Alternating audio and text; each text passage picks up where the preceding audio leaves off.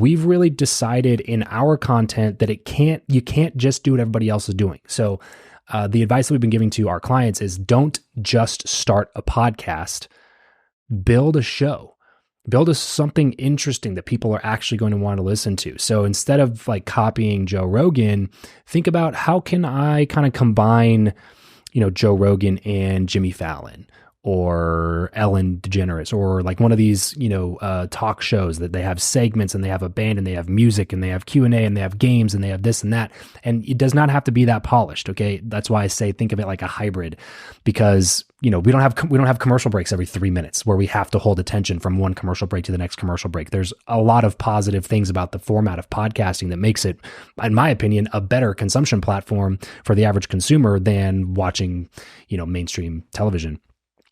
However, that does not mean that you just have an excuse, because this is what I see most people do, is that since they're running a business or doing something else, their podcast isn't the main thing that they do, even if they have a job or a 9 to 5 or something, they phone it in on the podcast content all the time. And then they complain about the fact that their audience isn't growing.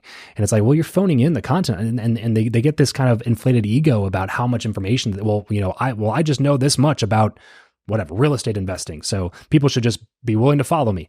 And it's like, no. You have to think about it in terms of people who are actually in the media business. So I go back to what my a friend of mine and a mentor of mine, Jordan Harbinger, said to me a long time ago, which is every minute of the listener's time is earned.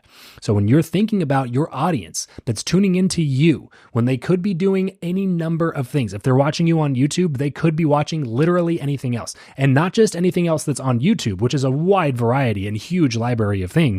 They could be watching anything that's on Netflix, Amazon Prime, Hulu, Disney Plus, Apple TV Plus. Like, they could be consuming content from anything, anywhere. They could be playing a video game. Like, it's not just your direct competitors you have to think about. It's all the indirect competitors you have to think about, because you're vying for attention, as is every other brand on the planet. Okay. So you can't just think that your listener is going to listen because you're that awesome. You have to treat it with respect, with the respect that it deserves, and think through the idea that every minute of the listener's time or the viewer's time is earned.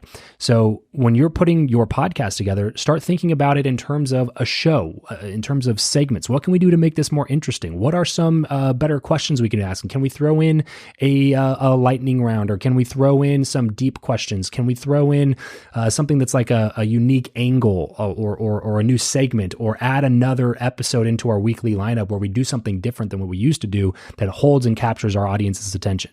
As long as it goes in with your ideal core message, your ideal and core values, and is consumable by your ideal audience, then you should be thinking about ways to install those types of things.